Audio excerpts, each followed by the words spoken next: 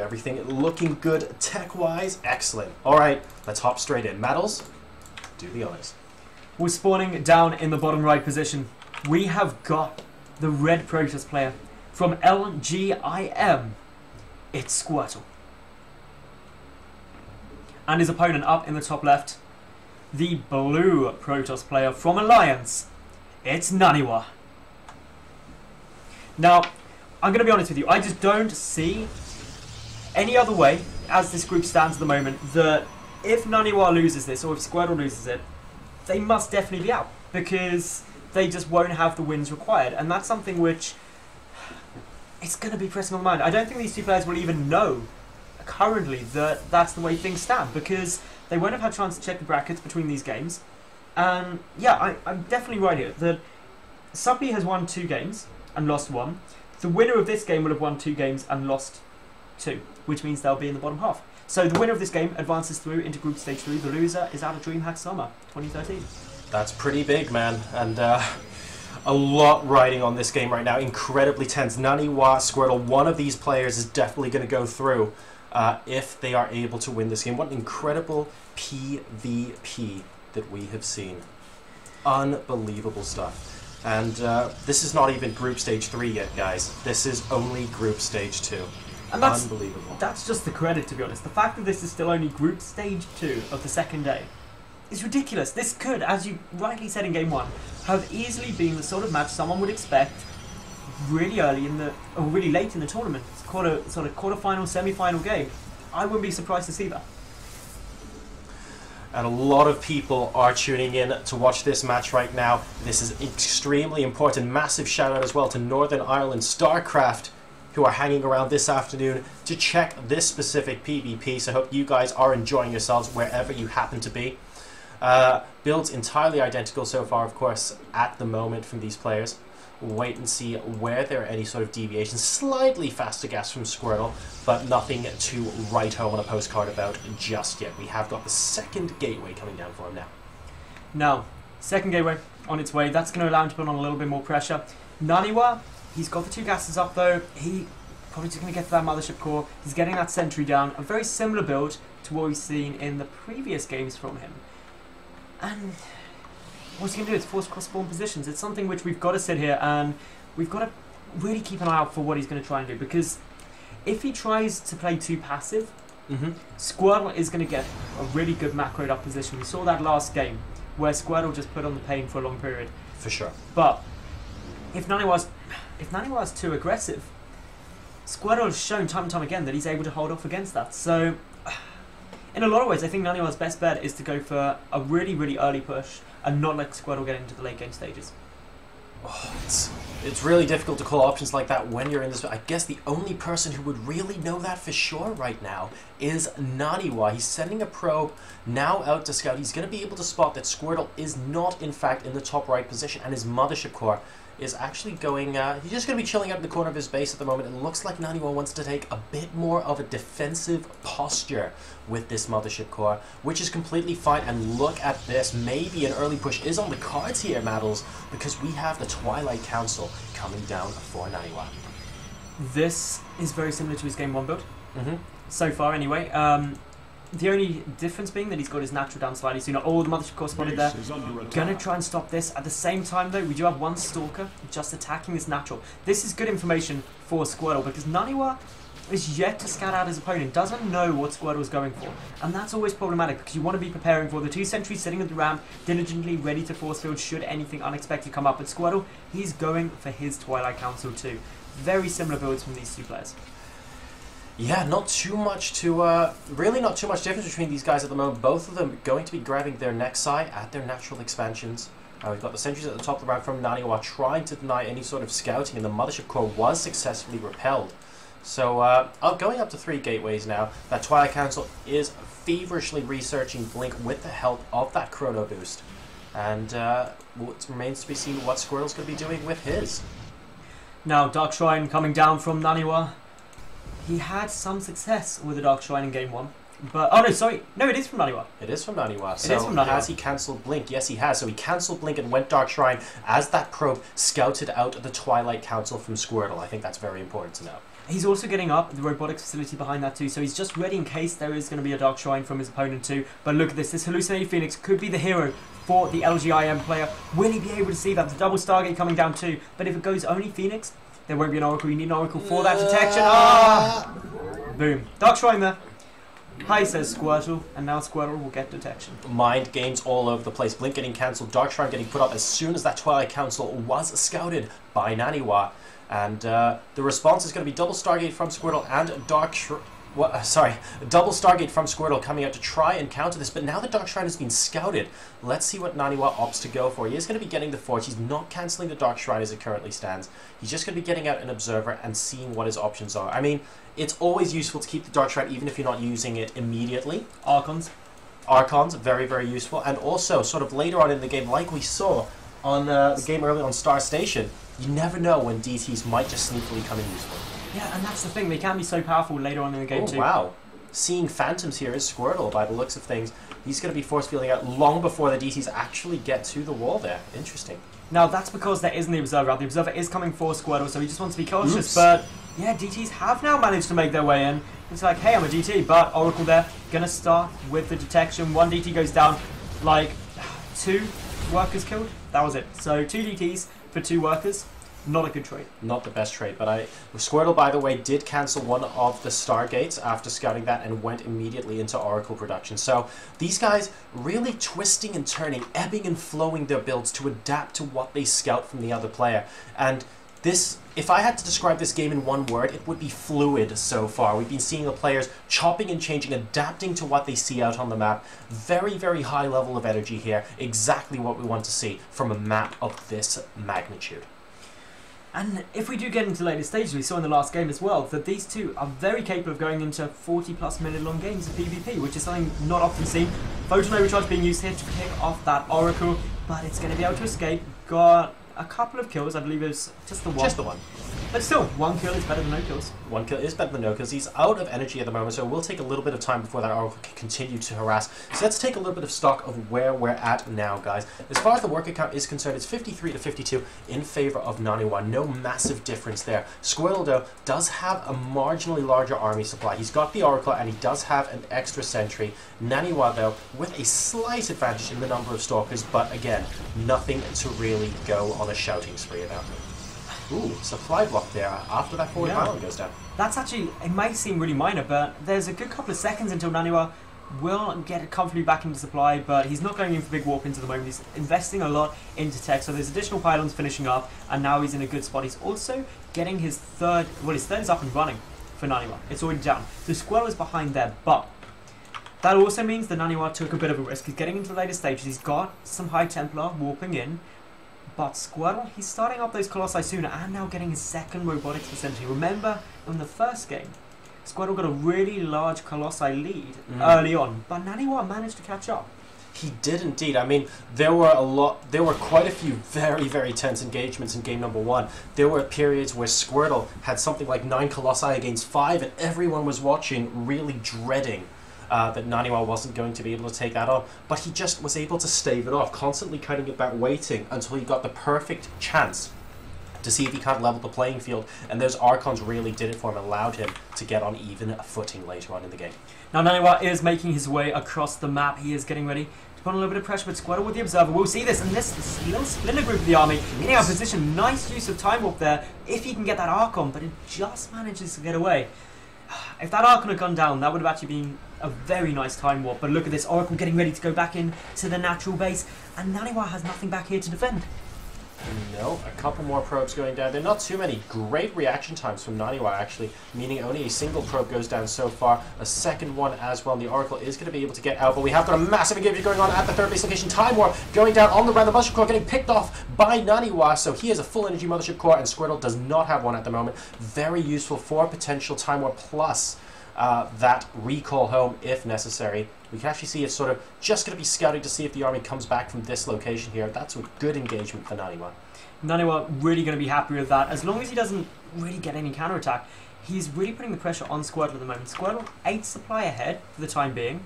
NaNiwa also starting to get out a couple more Immortals, just ready to deal with those Colossi, having seen them there. He's getting charged down, so though is Squirtle.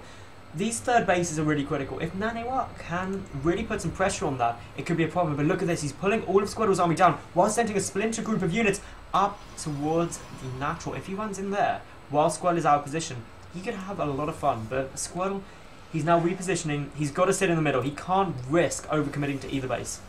Yeah, Squirtle also doesn't quite have the additional production that he's looking for as well. He only has 4 warp gates to the 7 of NaNiwa at the moment. And here comes the Splinter Group, picking off a Colossus, and then he might even blink further into the base. Yes, he is. So he's going to make the army chase him, while the rest of his army possibly looking to go into the third base as well. But Squirtle smells a rat. He is going to be moving to try and intercept the main army, which means that these Stalkers inside the main might be able to do an awful lot of damage. He needs to target down, though, this Photon Cannon, slowly getting those picked off as well. And in the meantime, NaNiwa is actually retreating with the rest of his army there. He can't quite deal with the might of these Colossi right now, and it looks like the Zealots are going to be able to clean up. So great idea from NaNiwa though, but the number of workers killed, yeah, okay, it's gone up to 10, but he has lost a couple of units as well. So if we take stock, he's actually about 20 supply behind Squirtle right now. But look at the upgrades show us up. That is something that is getting really interesting. 2-1 on either side. So 2-0 against 1-0. That is an advantage that NaNiwa is really going to want to be able to capitalize on. He's also got +3 already started, but Squirtle will level it out to 2-0 both sides shortly. So NaNiwa doesn't want to engage until he gets that upgraded advantage again. But look at this, NaNiwa getting the Fleet Beacon. We were talking about this last game. The Tempest Here we go. are such a great counter to Colossi. Looking forward to this. In the meantime, he is going to be going for those double Avoid Rays as well. So he's decided, you know what? I don't actually want to compete with your number of Colossi. I acknowledge that you are ahead as far as that is concerned. Fine. What I am going to do is try and grab something else that absolutely annihilates it. And hey, if you can get away with doing that, why the heck not? That's a great idea. So we'll see if he can pull it off, though. Squirtle, he might be going for a timing before potential Tempest can get out on the field, though, and that's got to be NaNiwa's worry right now. NaNiwa's got to hold off. He's got to delay his opponent, and by pushing into the 4th base, that is certainly a good way to do it. These Blinkstalkers going straight in. Squirtle is out of position, and he is moving right towards the natural. He's just going to head potentially straight up into the main. These Tempests are coming out, and this is what NaNiwa needed to buy himself some time. Focusing down, the Templar Archives will get it, blinking the Stalkers up, and is now just going on a nice little trip around the main of Squirtle, and this is buying him all this time to get the Tempest out. He needs as much time as he can get. Great blink inside as well, minimizing the surface area from these Zealots. Yes, these Stalkers have their days numbered just a little bit there.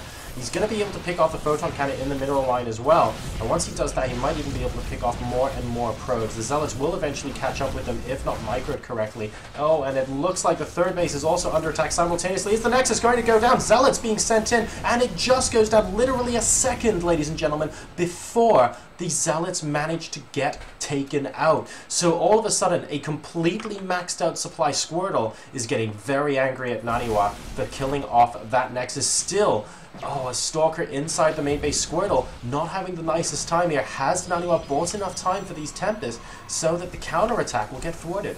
Well, the counterattack has to come. Squirtle is pretty much, well, not completely all in, because he does have that 4th coming down, but he's got to go and kill NaNiwa, because NaNiwa is getting those Tempests out.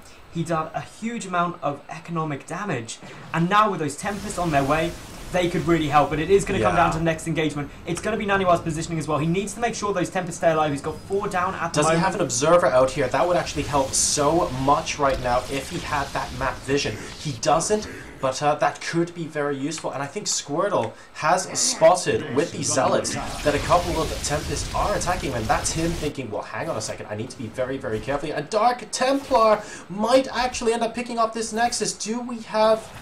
We need an observer or an Oracle. I don't think one's here. No. He's completely surrounded the Nexus, and he's trying to kill off his own. Oh, that was so smart. Yep. Very, very well. Oh, wait, hang on. No, I thought he killed off his own unit there, but the observer got there just in time. This Nexus at 150 hit points. Very, very close. And no, yes, Squirtle has the 4th base up, guys, but it's not currently mining, and he is going for this push. And we've also got a little probe coming down here. NaNiwa going to put another proxy pylon, and we said about this early game that DTs aren't just useful at the rush. You can get much more use out of them later stages in the game as well. And this is where things get pretty scary for Squirtle, because NaNiwa maxed out. He's got a good number of Tempests on the field. He's got a scary looking army. He's got 5 Tempests up against 5 Colossi.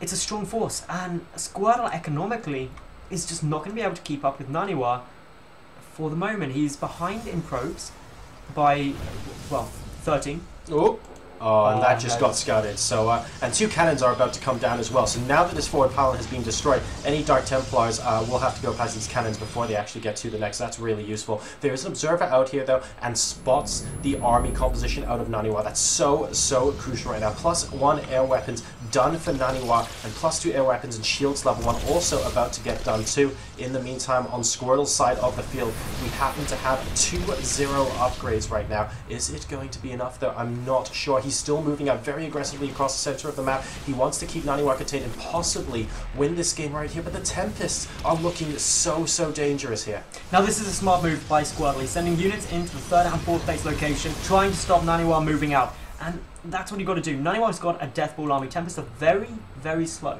And so if you try and make them be over at once, you can cause some problems for NaNiwa. But NaNiwa is going to respond to this by just putting loads of photon cannons down. Also, Squirtle, he's only just getting his fleet beacon. He's getting those 2 Stargates. He wants Tempest too, but he is so ridiculously far behind in getting those out. Rambo Zealot over here. Yeah, he's trying his best.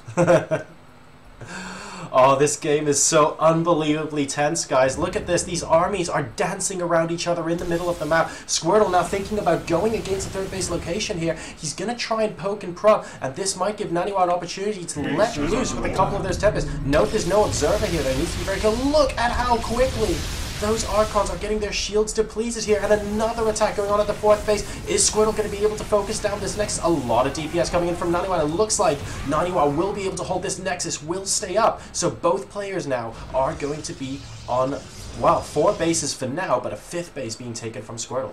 Now the important thing, Squirtle did just get +3 ground weapons, but NaNiwa, he's already got +2 air weapons and +2 shields coming down. That's going to be so essential in these engagements that could make or break it. And remember, whoever wins this game advances through. Yeah, this is so much is at stake here. And look at this Squirtle. Well, hey, you know what counters Tempests? A Tempest. Let's give that a good go. NaNiwa going to be catching up a few units. These are High Templars out in the middle of the map here. Very juicy targets right now. And yes, a couple of storms go down, but no long-term damage is done to this army. And oh, this is so unbelievably tense. Can the Tempest now from Squirtle hold off NaNiwa a moment longer? 190 supply versus 199. Will NaNiwa spot and potentially take out any additional bases? He's got to be so careful. NaNiwa doesn't have a read on exactly how many Tempest Squirtle has out. That's why when he saw those first few shots that he pulled back. But having said that, NaNiwa, he's not as far ahead as he was, in my opinion. He turtled for such a long time, but he does have those upgrade advantages. Getting +2 air weapons, +2 shields is going to help in the engagements. Oh, and these Zealots are not going to have a good time. NaNiwa freeing up a little bit of supply. Holy crap! How quickly did they melt, like a hot knife through butter, so to speak. And it looks like this Nexus is going to get picked off at the 4th base location. Are we going to see a recall from NaNiwa? Well, certainly no recall to this Nexus because it is bloody dead. But NaNiwa, his army is now looking like it's being backed into a corner at the south side of the map, and boom, see that? It's not there anymore. That's because a mass recall was indeed used, not to there, of course, to over here. And oh, another attack coming in as well. NaNiwa is doing a great job here. He might be able to get this Nexus so close. 150 supply 150 hit points, and it survives with 8 shields, ladies and gentlemen. So NaNiwa trying to pick off 2 Nexi at the same time. Can you imagine if he had done that? That would have genuinely forced Squirtle into an absolutely huge all-out engagement. Right now, though, I'm not sure he's 100% committing to make or break with this push. There's a problem, though. What's that? NaNiwa is unaware of the base on the right. So Squirtle is still on 4 bases. He's on equal bases as NaNiwa. And that means that NaNiwa, he's turtling up because he thinks he's got a base advantage, and if he holds this, he's won. But he doesn't know that there's that additional base there. But Squirtle, nonetheless, is going to start trying to move forward. NaNiwa is down by 7 supply, which may be tiny. 9 Tempest on 9 Tempest. Upgrades, how are they looking? I believe it's 3-0. 3-0 versus 3 with +2 shields and +3 air weapons. That's a big air weapons advantage for NaNiwa has a fantastic advantage when it comes to that air. Will he be able to use it though? And Tempest on Tempest action. Very, very odd here, but also they kill each other very quickly. Indeed, we're having a little bit of lag in the game as well. Oh no, this is a very crucial moment. The players have to keep their calm. I believe that's our Russian commentator here. He's not going to be very happy with lacking out at potentially this moment of the game. A little bit of a shame, but the players are able to continue. That person has left, and like you say, the 5th base is now down and mining for Squirtle. So can NaNiwa win this engagement? He has got to be so careful. If he oversteps, overcommits, gets in a bad position, it'll be such problems for him. But both of their supplies within one of each other. This right-hand base, just as the left-hand base in Belshir was the saving grace for Squirtle, this one is what's keeping it in there. NaNiwa thinks he's so far ahead economically. Yes, he's got a bit more bang. Yes, he's got the better upgrades, but the longer this game goes on, the closer it gets. NaNiwa needs another base. This is the only base with a decent amount of minerals still left. And we actually have 3 bases with a decent amount of minerals still left for Squirtle. He is remaking this base now as well, so going back up to that 5. And if this base goes up without a reply from NaNiwa, Squirtle might be able to get a long-term advantage here. It's so difficult to say because things can swing so quickly in a mirror matchup. Right now, NaNiwa's just waiting it out, but he needs to wait it out and get a base. And oh, I'm so happy to see that he's planning to do that here. Once he takes out this pylon, he will be able to put down this Nexus here as well. But oh, we have a single Zealot. Yeah, that's going to take a little while, I'm afraid. And the entire army coming to try and deal with this single Stalker, and unable to do so because he manages to blink away. That is the most scared Stalker in the universe right now. Now, just take a look at the worker count for me for a second, Joe-san. Righty ho. Okay. NaNiwa has 20 more workers. That's 20 less supply. He's got an all big engagement in the centre. Look at the Tempest. They're going to try and allow the retreat for NaNiwa. Good shots going off. This is so tense. Oh, this is ridiculous. And very, very nice, by the way. Hallucinated Colossus gets picked off there. Squirtle hallucinating massive units so that these Tempests might be drawn towards attacking it right now. And it looks like, yes, this one little lone Stalker is going to prevent NaNiwa from expanding up here. But the Zealot knows about this additional bases. NaNiwa going to try and push forward and deny this. The upgrades are still looking fantastic for NaNiwa. Look at that. +3 Protoss shields and +3 air weapons are out for him as well. Really, really good stuff. But he needs to find a way to break this stalemate as far as the units sort of hang around. NaNiwa needs to find the right base. Yes. If he finds that base, or ideally if he found it about 10 minutes ago, he would have won. This is like deal or no deal. It is. He needs to find the right box. Can he do it? And oh, these Immortals are going, nope, nope, nope, nope, nope, nope. Don't want to mess with that. They are very good at absorbing these hits from these high damage dealing units, but aside from that, they're not able to get too much damage done right now. And NaNiwa, oh, he needs to spot this base right here, and it's just so difficult right now. Look at this. This probe once again going to expand, and we're going to have Hero Squirtle Stalker here say absolutely no. So look at Squirtle, okay? He has got vision of all the possible expansion locations that NaNiwa could go to.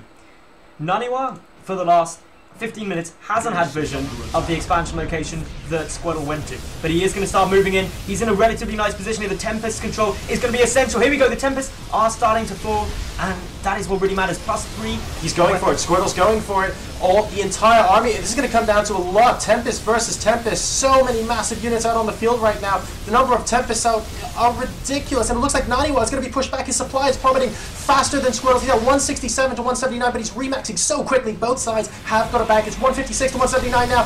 And NaNiwa, he can't mass recall home right now. He has to turn and face. But now this time, it's Squirtle that moves back. And his Mothership Core gets sniped off. But in the same time, a Nexus gets sniped off by these Immortals and Zealots that were popping in from Squirtle. NaNiwa looking like he might be losing his grip on this game. He has got to move in now. He's lost that 4th base. He knows he doesn't have the economy. He's going to try and go for it. But things are looking really close. NaNiwa down to under 100 supply. I don't think he's going to be able to make this. But remember, a lot of the supply is tied up at the other side of the map for Squirtle. And the Tempest count is just so high for NaNiwa. 6 Tempests versus 0 now. And if he takes out these Archons, these Tempests might be able to rule the roost at least for a little while. Can he take apart, though, the Colossi before these Stalkers jump in and pick them apart? It doesn't look like it. They're engaging Stalkers. Not the best thing here. And now Squirtle is moving forward. GG. He is down to 44 supply. And LGIM Squirtle advances to the 3rd group stage.